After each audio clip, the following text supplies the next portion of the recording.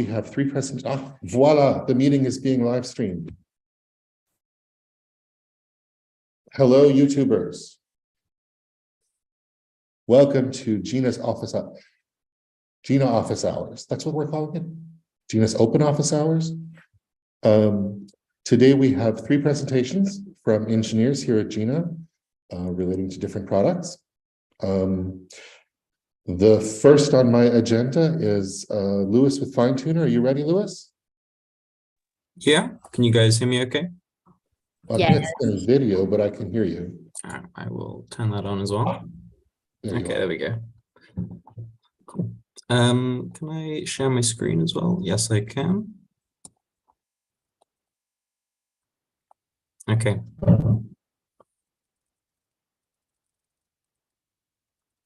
So hi, I'm Louis. I'm with the Finetuner team, which is a tool for taking pre-existing models and giving it a bit of extra data so it performs even better on the specific task you want it for. The feature I want to talk about today is a new model which we've added support for, which is a multilingual clip model. For those of you that don't know, a clip model is a pair of models, one for making embeddings of images and another for making embeddings of text. And they're trained together so that an image will have a similar embedding to some text that describes it. The difference between a clip model and a multilingual clip model is, as the name might suggest, a multilingual clip model can embed text in multiple different languages. In this, I'm going to give a quick example here where we train multilingual clip on a German data set, specifically pictures of like electronics products and their descriptions. For the sake of time, I'm just going to be going through this markdown and not actually running the code because that does take quite some time. But it's a pretty simple process. It's the same as you would for fine-tuning any other model. First of all, you just need to log into Finetuner and pull any data that you need. In this case, we're using the electronics section in the German language from the X-Market dataset. And then we just call the fit function with that data. So our model is this one here with a very long name. And then we're providing our data. This will usually, once this run starts, it takes a good while, but we can skip to the end and see how it performs afterwards. So if we go down here a bit. So I've got two examples here of a query, which would be a description of a electronics product, and then what the model returns before and after we fine-tune it. So for this first query, which is the German for external microphone, I'm not going to try to pronounce that correctly. Before fine-tuning, it returns a pair of earphones, which isn't great, but afterwards, it produces an external microphone, which is good.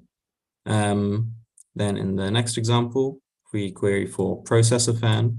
Again, we're actually using the German word, which I can't pronounce. Before fine-tuning, we get this picture of some generic looking USB cable, and afterwards we get an actual processor fan. I think an interesting way to get an intuition as to how multilingual clip is better at understanding other languages than a regular clip model would be is to look at its tokenizer. So a tokenizer is the way that a text model takes text and makes it into an array of numbers that we can then produce an embedding for. So it will, for a given input text, it will try to break it down into chunks that it can recognize. And then each of these chunks are given a number, which you then put all together in a vector. So in this example here, which I hope you guys can see okay.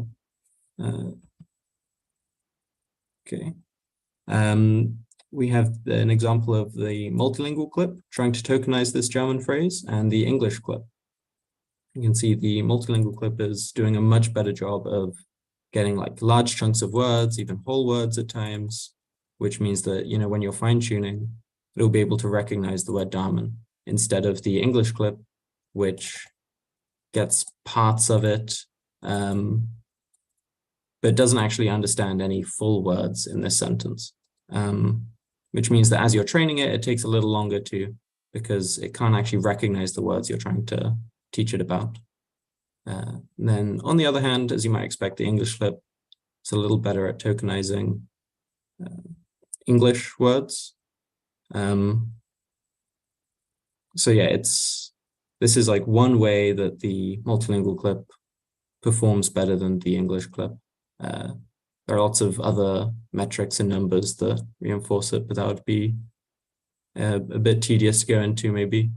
But yeah, this is the multilingual clip model, which we've just added. If you guys have any questions about it, be happy to answer them.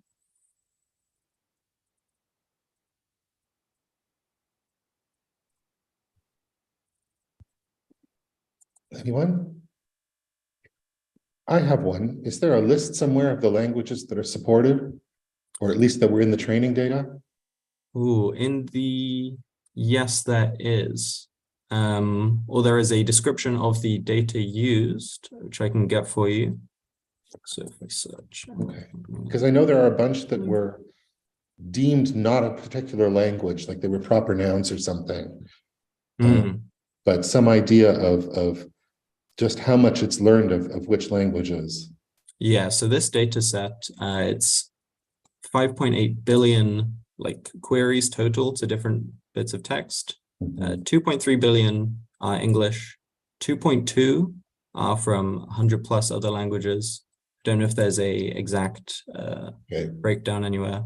And then, yeah, as you said, there's then another billion which aren't any particular language. They're just like names or things like that. Okay, I'll have to take a look at the Leon website. Sure, I can put a link in the chat if you guys would like to go to it now. I see a question in chat. Hold on. Okay. From Preeti Sharma, is it working on the description of the image and the refined tuning images? How will it help for paragraphs? Well, I know that the tokenizer doesn't really deal with the paragraph level. It just takes the text and tokenizes it. But Lewis, you want to handle the questions? Sure. So this first one, is it working on the description of the image and refining, tuning the images? I'm not fully sure what that question means. Do you mean like in the fine-tuning process? Like, is it just fine-tuning the text encoder or is it doing both? Okay, yes. So during fine-tuning, both the vision and the text encoder are being fine-tuned. So say you had some output embedding for a picture of a processor fan, and then an output embedding for the text processing fan. In tuning, like we want to bring both of those together. So both models are tuned at once. So I believe in the construction of multilingual clip models, so like before we deal with them, they only work with the text model of an existing clip pair of models. I can provide a link to that paper where that process is described as well, if you'd be interested.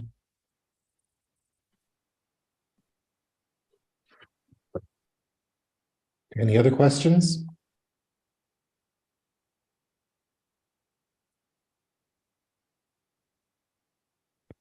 Okay, thank you, Lewis. Cool. Sami, you're up. You ready? Hey, yes, I'm ready. Let me share my All screen. yours.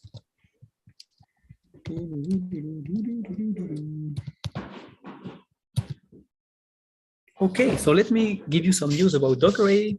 So for those of you who don't really know what DocArray is about, it's a data structure to handle multimodal and nested data. So you can interact with audio, video, image, and you can do some computation, machine learning, or store in vector database if you want to do some neural search application.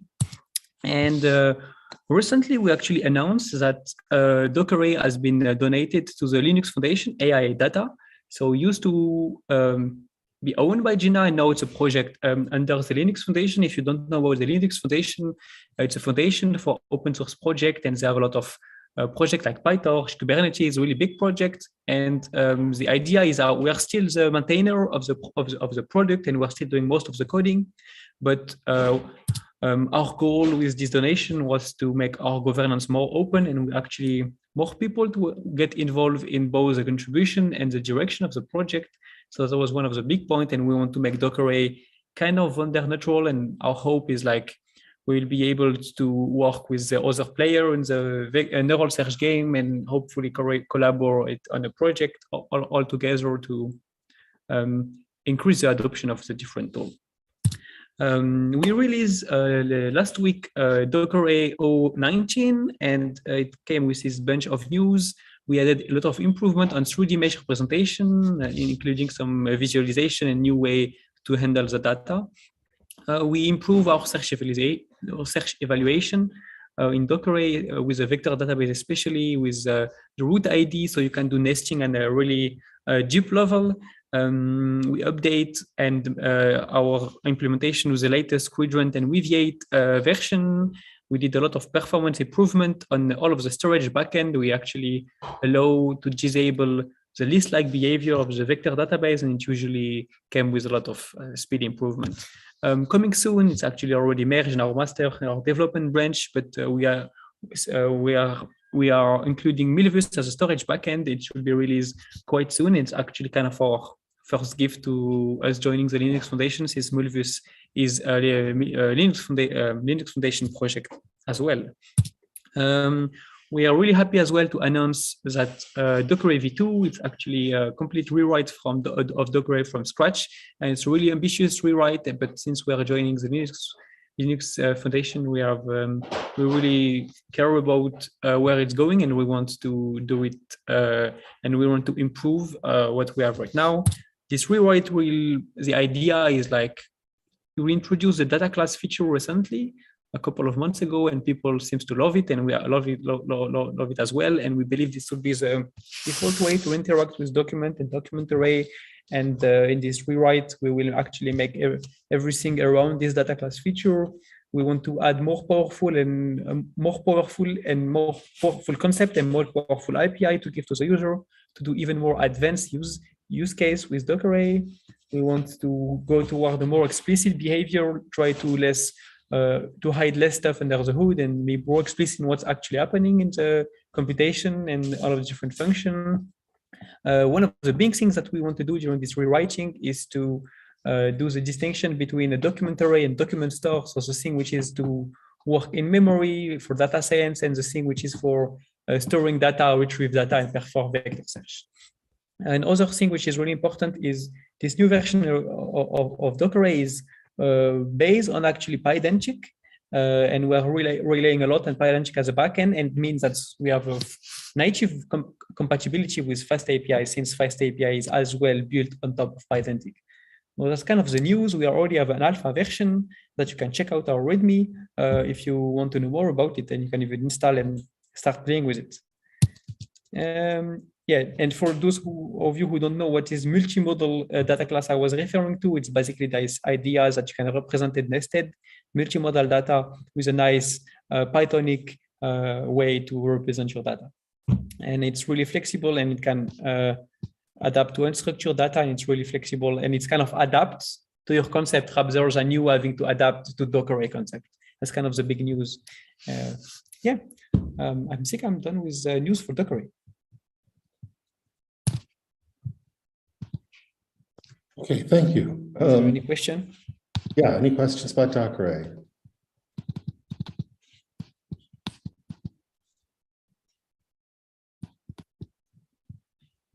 No, I'll take that as meaning it was a very clear and complete presentation.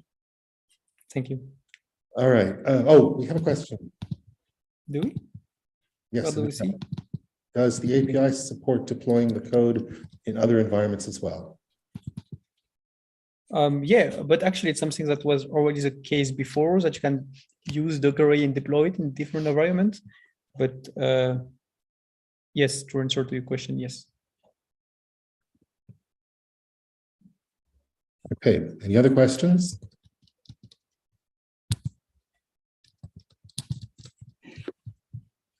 Okay, so next we have Alaeddine. You ready? Yes, yes. Okay, Okay, let me share my screen. Okay, can you see it?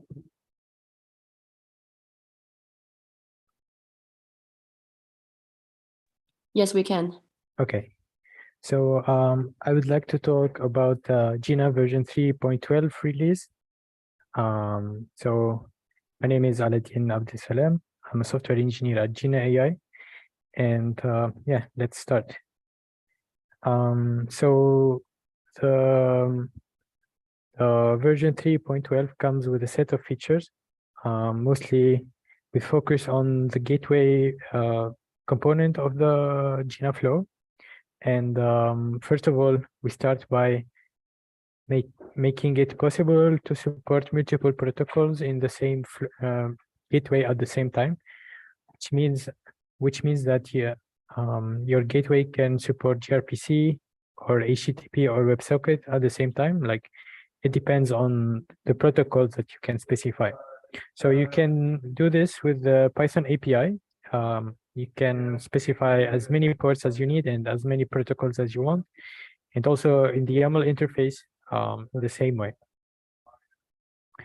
So the second feature that we want to highlight is being able to return requests in order. So there is an issue that might appear to you in case you have replicated executors. So for this case, we have 2 replicas. And by principle, the flow will return results as soon as they are processed and finished. However, sometimes your results need to be in order, meaning the ones that you send first need to be returned first, and so on. And you can enforce this deterministic order just by enabling results in order parameter. You just set it to true when you send results to your flow. So the third the third feature that we want to highlight is adding the docsmap parameter to executor. So it's an extra parameter that you can specify in your executor endpoints. It is a dictionary mapping executor names to document arrays, and you can use this feature when you want to merge results from previous executors. So you can actually know each document array from which executor it came from. Now another feature related to the gateway, we actually added the gateway API. So the interface exists at both the Python API and the YAML interface. So in the Python API, we added the config gateway method, which allows you to configure your gateway inside your flow. And it's very similar to the old way where you can where you used to configure the gateway in the flow constructor. Now you just put these parameters in the config gateway method. And actually, this is not a breaking change, because you can still specify parameters in the flow constructor. But we recommend and we believe this config gateway method is more convenient because it adds clear separation between flow and gateway. The same interface is also applied in the YAML files. So we added the gateway section to the YAML schema. And this gateway section can include values like in the same way, like protocol, port, and so on. Yeah, so we added this this fix also in Jina, and it's about capturing shard failure in the head runtime. So to explain this fix, previously, let's suppose that we have multiple shards of the same executor, and one of the shards will fail to return a response. Or say, for example, there's an issue that happened, or this shard is down, or so on. Then in this case, the head will still return partial results from these shards and will not fail. And this can be useful if you still want partial results and not just fail the whole request. We added a few other bug fixes in this release. First of all, we made a few changes to our Jina runtime event loop, where it is no more blocked by executors, and this will allow health check services to keep running as usual. And this means if you have an executor with long-running job or a job that can block the event loop, your health check service will stay healthy. We also now bind all servers in Jina to the host argument. We don't just bind to the default host name in your environment. So now we respect your host argument. We also added a few fixes to tracing with open telemetry to make it more stable. Yeah, I guess this is mostly our highlights regarding Jina release. Okay, anyone have any questions related to the new Jina release? Or the company in general? You've got 3 engineers here. You can stick it to us.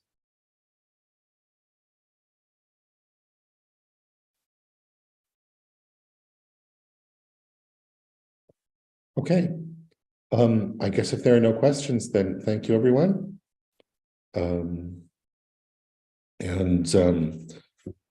Thank you for coming to our open office hours, and have a very good evening or relevant time of day wherever you are. Sophia, is there something I'm forgetting here? I have something that I would like to share here. Okay. So thanks for everyone to join the office hours today, and we appreciate the feedback. And we will also bring up the questions to our Slack channel for people who cannot join us today. And for our next Engineers All Hands page, it will be hosted on December 13th. The more information I will be sharing on the Slack channel, so stay tuned. And meanwhile, if you are interested to be one of our speakers in the future, you can send your application here that I send it on the chats right now. So you will have a chance to be one of the speakers, and then appreciate everyone's participation today. This is from me. Okay, thank you, Zoe. And yes, by all means, join our Slack, read our blog, participate in the community. We're always here for you. And we give credit, and we give swag credits away for active users. Okay, I guess that's everything then. Yes. Okay, so thank you, everyone, and enjoy the rest of your whatever part of the day it is. And we'll see you next month. We'll see you at the next one. Thank you, Scott. Thank you for everyone's joining. Bye.